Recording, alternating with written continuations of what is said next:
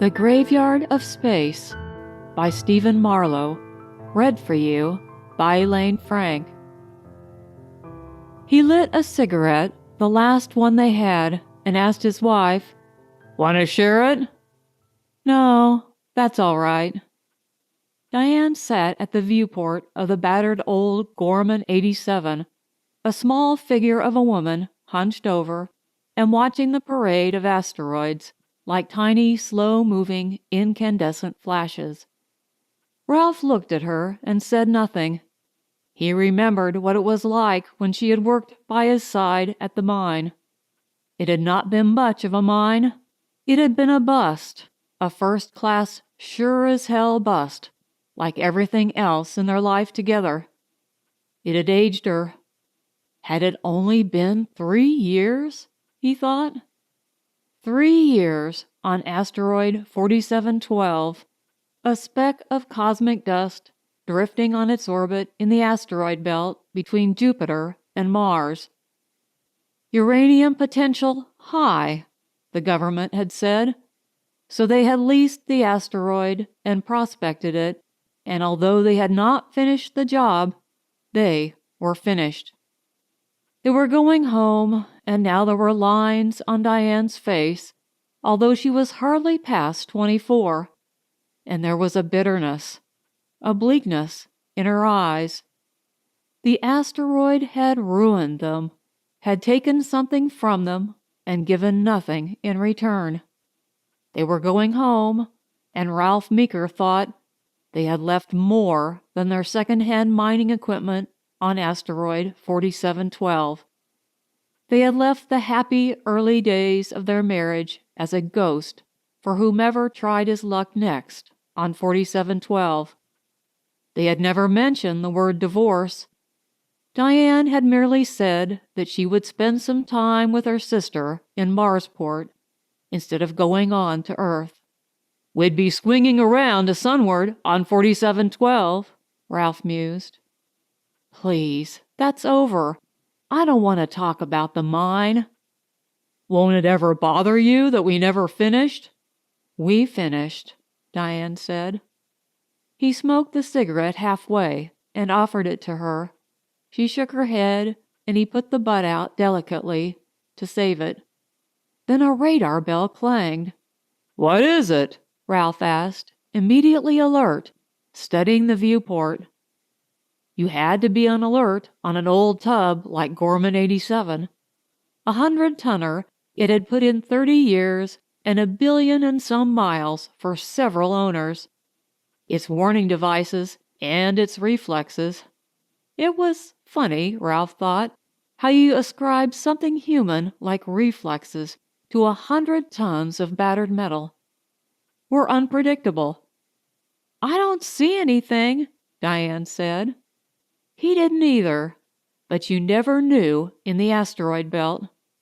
It was next to impossible to thread a passage without a radar screen, and completely impossible with a radar screen on the blink and giving you false information. You could shut it off and pray, but the odds would still be 100 to 1 against you. "There!" Diane cried. "On the left! The left, Ralph!" He saw it too. At first it looked like a jumble of rocks, of dust, as the asteroid old-timers called the gravity-held rock swarms, which pursued their erratic, dangerous orbits through the asteroid belt. But it was not dust. "Will you look at that?" Diane said. The jumble of rocks, which they were ready to classify as dust, swam up toward them. Ralph waited, expecting the automatic pilot to answer the radar warning and swing them safely around the obstacle. So Ralph watched and saw the dark jumble of rocks, silvery on one side where the distant sunlight hit it, apparently spread out as they approached it. Spread out and assumed tiny shapes in miniature. "Spaceships," Diane said. "Spaceships, Ralph. Hundreds of them." They gleamed like silver motes in the sun, or were black as the space around them.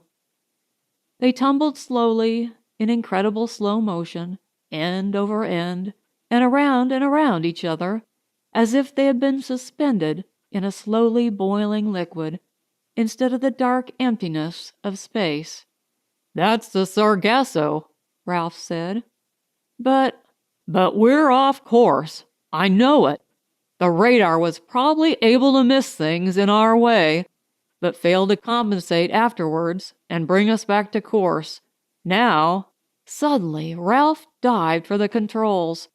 The throbbing rockets of the Gorman 87 had not responded to the radar warning. They were rocketing on toward the Sargasso, rapidly, dangerously. "Hold on to something!"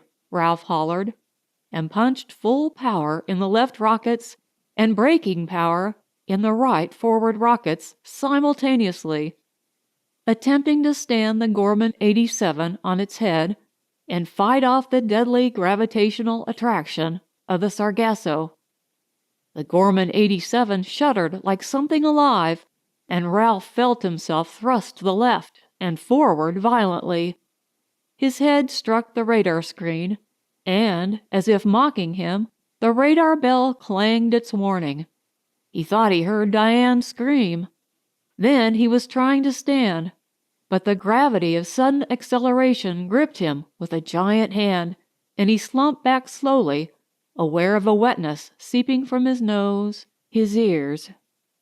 All of space opened and swallowed him, and he went down, trying to reach for Diane's hand. But she withdrew it, and then the blackness, like some obscene mouth as large as the distance from here to Alpha Centauri, swallowed him. "Are you all right, Diane?" he asked. He was on his knees.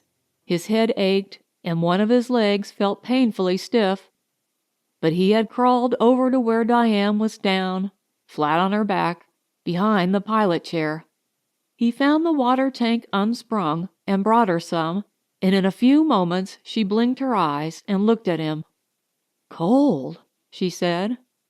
He had not noticed it, but he was still numb and only half conscious, half of his faculties working. It was cold. He felt that now, and he was giddy and growing rapidly more so, as if they did not have sufficient oxygen to breathe. Then he heard it, a slow, steady hissing, probably the sound feared most by spacemen. Air escaping. Diane looked at him. "For God's sake, Ralph!" she cried. "Find it!" He found it and patched it, and was numb with the cold and barely conscious when he had finished. Diane came to him and squeezed his hand, and that was the first time they had touched since they had left the asteroid. Then he rested for a few moments and drank some of the achingly cold water from the tank, and got up and went to the viewport. They had known it, but confirmation was necessary. They looked outside. They were within the Sargasso. The battered derelict ships rolled and tumbled and spun out there, slowly, unhurried, in a mutual gravitational field which their own Gorman 87 had disturbed. It was a Sargasso like the legendary Sargasso seas of Earth's early sailing days. Becalmed seas, seas without wind, with choking Sargasso weed, seas that snared and entrapped. "Can we get out?" Diane asked. He shrugged. "That depends. How strong the pull of gravity is. Whether the Gorman's rocket drive is still working. If we can repair the radar. We'd never get out without the radar." "I'll get something to eat," she said, practically. "You see about the radar." Diane went aft while he remained there in the tiny control cabin. By the time she brought the heated cans back with her, he knew it was hopeless. Diane was not the sort of woman you had to humor about a thing like that. She offered him a can of pork and beans and looked at his face, and when he nodded, she said, "It's no use?" We couldn't fix it. The scopes just wore out, Diane. Hell, if they hadn't been replaced since this tub rolled off the assembly line, they're 30 years old. She's an 87. Is there anything we can do? He shrugged. We're going to try. We'll check the air and water and see what we have. Then we start looking. Start looking? I don't understand. For a Series 80 Gorman cruiser. Diane's eyes widened. You mean out there? I mean out there.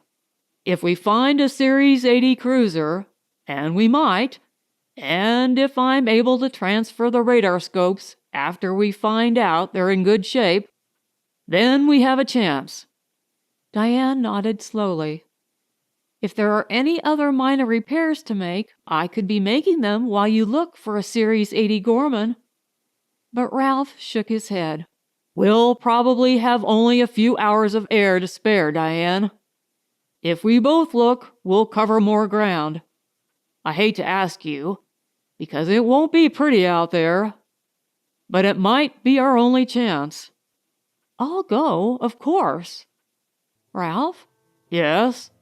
What is this Sargasso, anyway?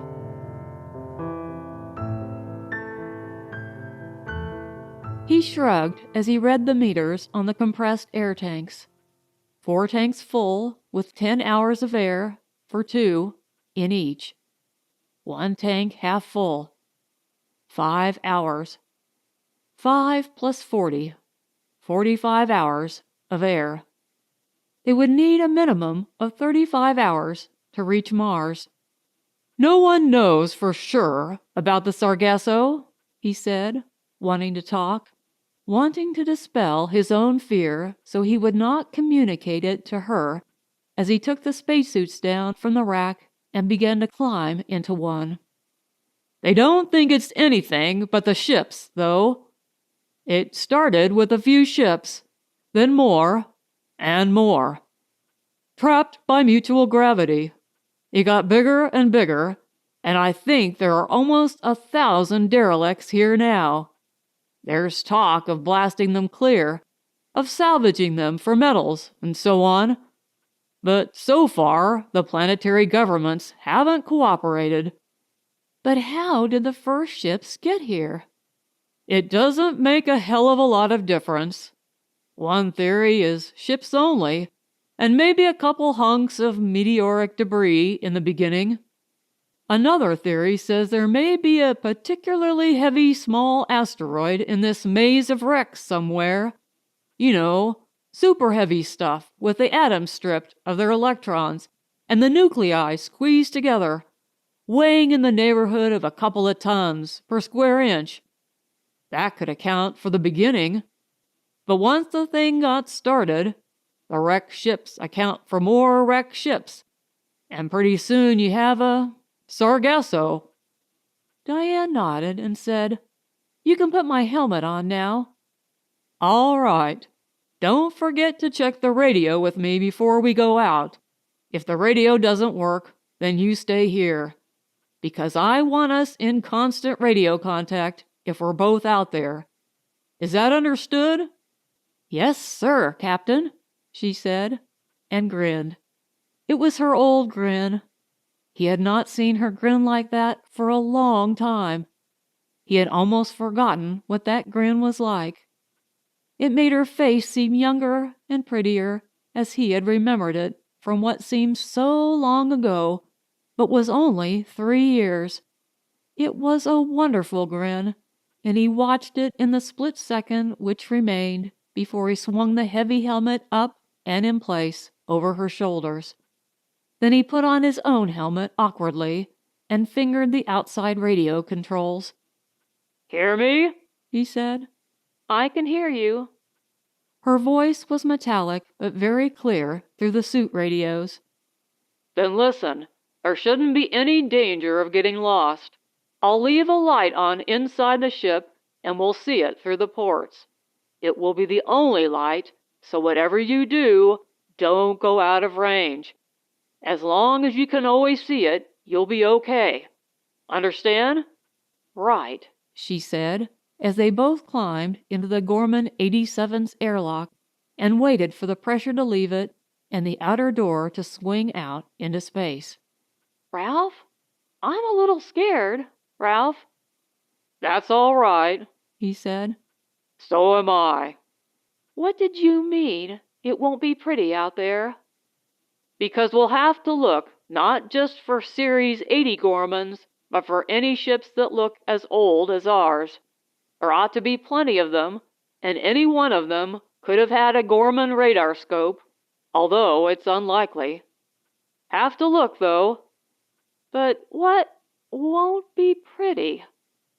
We'll have to enter those ships. You won't like what's inside. Say, how will we get in? We don't have blasters or weapons of any kind. Your suit rockets, Ralph said.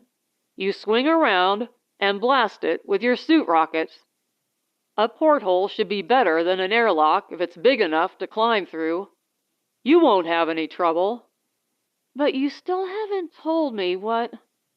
Inside the ships. People. They'll all be dead. If they didn't lose their air so far, they'll lose it when we go in. Either way, of course, they'll be dead. They've all been dead for years, with no food. But without air... What are you stopping for? Diane said. Please, go on. A body without air. 15 pounds of pressure per square inch on the inside and 0 on the outside. It isn't pretty. It bloats. Oh my God, Ralph. I'm sorry, kid. Maybe you want to stay back here and I'll look. You said we only have 10 hours. I want to help you. All at once, the airlock swung out. Space yawned at them, black, enormous. The silent ships, the dead Sargasso ships, floating slowly by, eternally, unhurried. Better make it 8 hours, Ralph said, over the suit radio. We'd better keep a couple of hours leeway in case I figured wrong. 8 hours, and remember, don't get out of sight of the ship's lights, and don't break radio contact under any circumstances. These suit radios work like miniature radar sets, too. If anything goes wrong, we'll be able to track each other. It's directional beam radio. But what can go wrong? I don't know, Ralph admitted. Probably nothing. He turned on his suit rockets and felt the sudden surge of power drive him clear of the ship. He watched Diane rocketing away from him to the right. He waved his hand in the bulky spacesuit. Good luck, he called. I love you, Diane. Ralph, she said. Her voice caught. He heard it catch over the suit radio. Ralph, we agreed never to... Oh, forget it. Good luck, Ralph. Good luck. Oh, good luck. And I... You what? Nothing, Ralph. Good luck. Good luck, he said, and headed for the first jumble of space wrecks.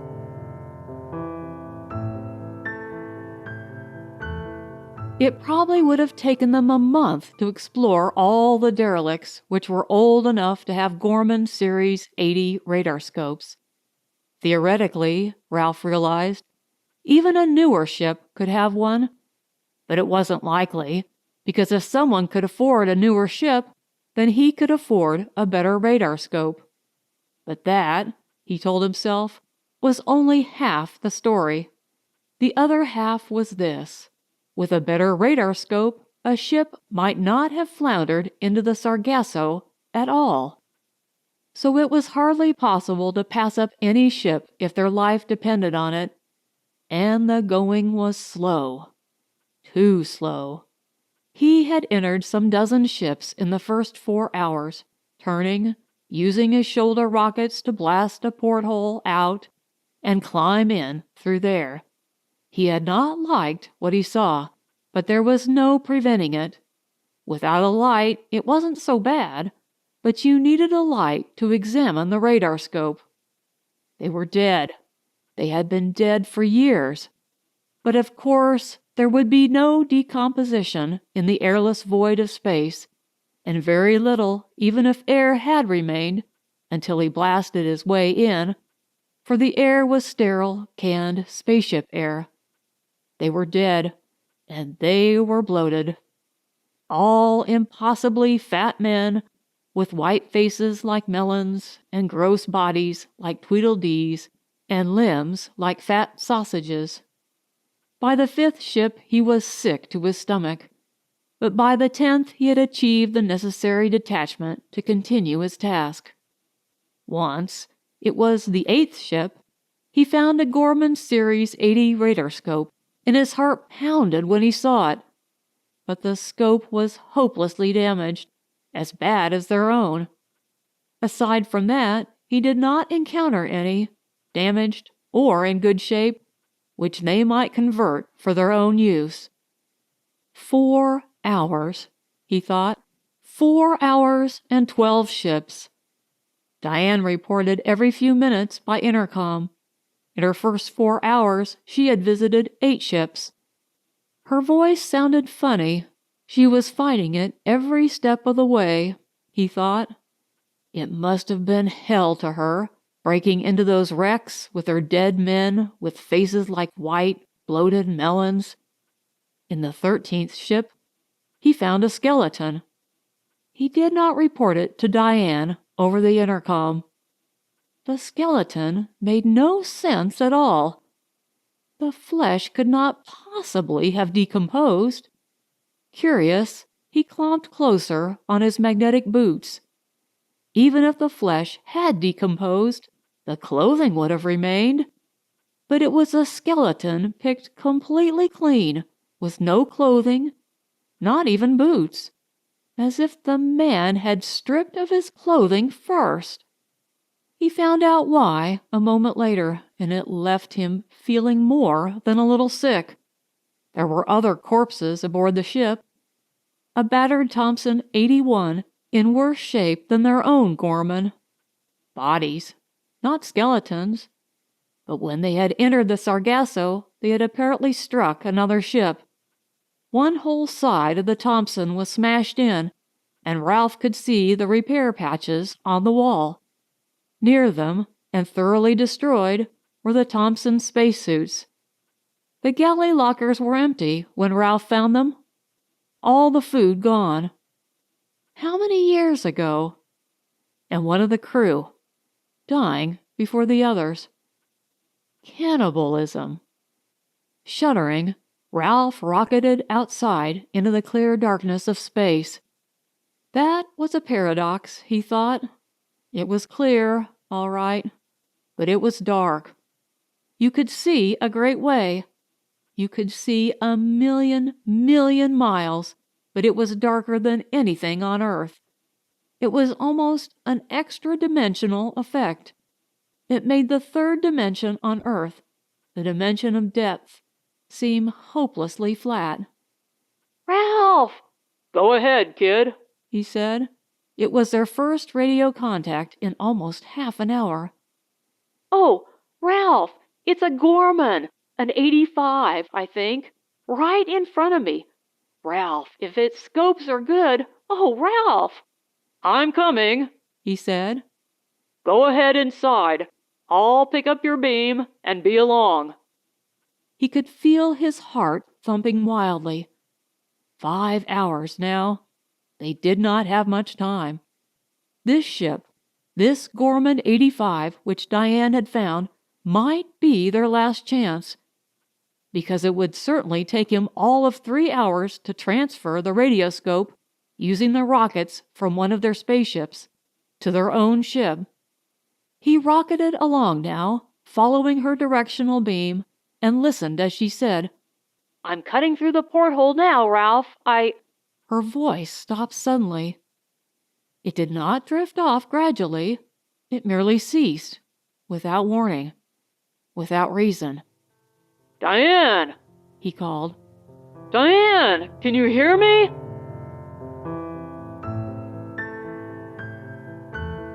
He tracked the beam in desperate silence. Wrecks flashed by, tumbling slowly in their web of mutual gravitation. Some were molten silver if the wan sunlight caught them. Some were black, but every rivet, every seam was distinct. The impossible clarity of blackest space. "Ralph?" Her voice came suddenly. "Yes, Diane. What is it?" "What a curious thing. I stopped blasting at the porthole. I'm not going in that way. The airlock, Ralph." "What about the airlock?" "It opened up on me. It swung out into space, all of a sudden. I'm going in, Ralph." Fear, unexpected, inexplicable fear, gripped him. "Don't," he said. "Wait for me." "That's silly, Ralph. We barely have time. I'm going in now, Ralph. There, I'm closing the outer door. I wonder if the pressure will build up for me. If it doesn't, I'll blast the outer door with my rockets and get out of here. Ralph, the light's blinking. The pressure's building. The inner door is beginning to open, Ralph. I'm going inside now." He was still tracking the beam. He thought he was close now. 100 miles, perhaps. 100 miles by suit rocket was merely a few seconds, but somehow the fear was still with him. It was that skeleton, he thought. That skeleton had unnerved him. "Ralph! It's here, Ralph! A radar scope just like ours! Oh, Ralph, it's in perfect shape!" "I'm coming," he said. A big old Barsted cruiser tumbled by, end over end, 1,000-tonner, the largest ship he had seen in here so far. At some of the portholes, as he flashed by, he could see faces. Dead faces, staring into space, forever. Then Diane's voice suddenly. "Is that you, Ralph?" "I'm still about 50 miles out," he said automatically, and then cold fear, real fear, gripped him. "Is that you, Ralph?" "Ralph, is that... Oh, Ralph! Ralph!" she screamed, and was silent. "Diane! Diane, answer me!" Silence. She had seen someone. Something. Alive? It hardly seemed possible. He tried to notch his rocket controls further toward full power, but they were straining already. The dead ships flashed by, scores of them, hundreds, with dead men and dead dreams inside, waiting through eternity, in no hurry to give up their corpses and corpses of dreams. He heard Diane again then, a single agonized scream. Then there was silence. Absolute silence. Time seemed frozen, frozen like the faces of the dead men inside the ships, suspended, unmoving, not dropping into the well of the past. The ships crawled by now, crawled, and from a long way off he saw the Gorman 85. He knew it was the right ship because the outer airlock door had swung open again. It hung there in space, the lock gaping, but it was a long way off. He hardly seemed to be approaching it at all. Every few seconds he called Diane's name, but there was no answer. No answer. Time crawled with the fear icy now, as cold as death, in the pit of his stomach, with the fear making his heart pound rapidly, with the fear making it impossible for him to think. Fear for Diane. "I love you, Di," he thought. "I love you. I never stopped loving you. We were wrong. We were crazy wrong. It was like a sargasso inside of us, an emptiness which needed filling, but we were wrong, Diane."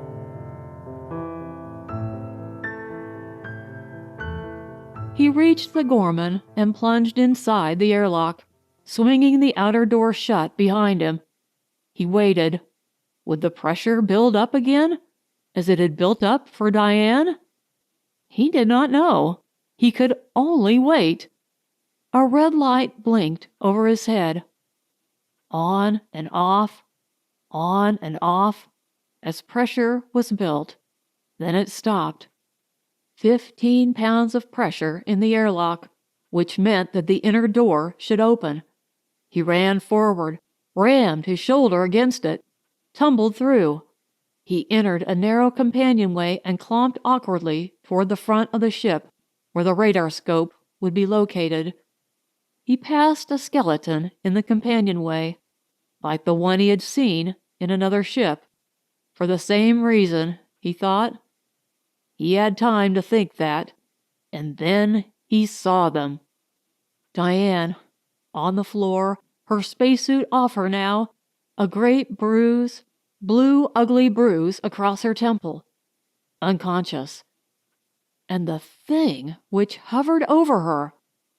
At first he did not know what it was, but he leaped at it. It turned, snarling.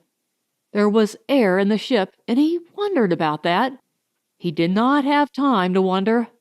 The thing was like some monstrous, misshapen creature. A man, yes, but a man to give you nightmares. Bent and misshapen, gnarled, twisted like the roots of an ancient tree, with a wild growth of beard, white beard, heavy across the chest, with bent limbs powerfully muscled, and a gaunt face like a death's head. And the eyes were wild, staring vacantly, almost glazed as in death. The eyes stared at him and through him, and then he closed with this thing which had felled Diane. It had incredible strength, the strength of the insane.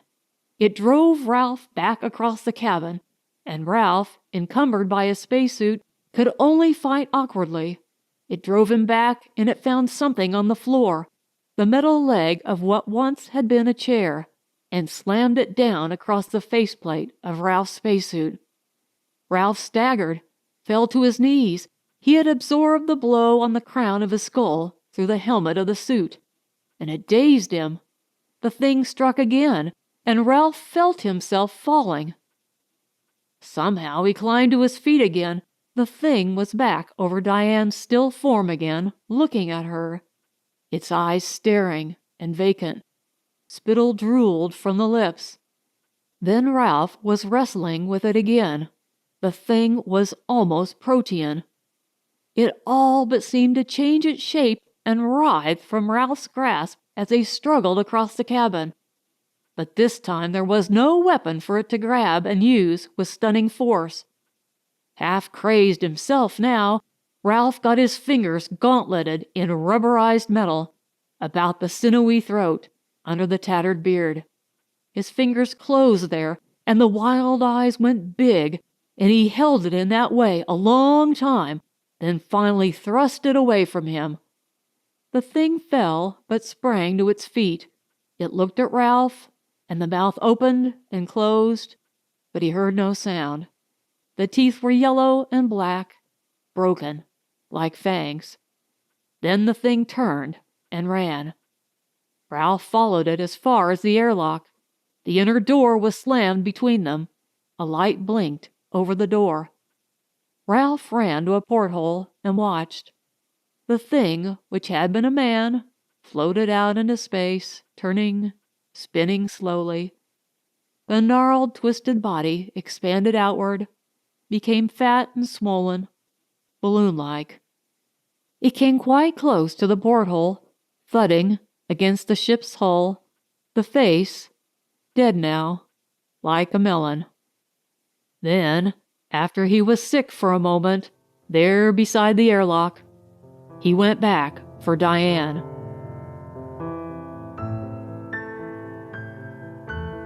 They were back aboard the Gorman 87 now, their own ship.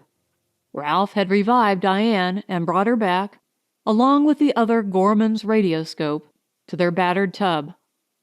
The bruise on her temple was badly discolored, and she was still weak, but she would be all right. But what was it? Diane asked. She had hardly seen her attacker. A man, Ralph said. God knows how long that ship was in here. Years, maybe. Years, alone in space, here in the Sargasso, with dead men and dead ships for company. He used up all the food. His shipmates died. Maybe he killed them. He needed more food. Oh, no, you don't mean... Ralph nodded. He became a cannibal. Maybe he had a spacesuit and braided some of the other ships, too. Doesn't matter. He's dead now.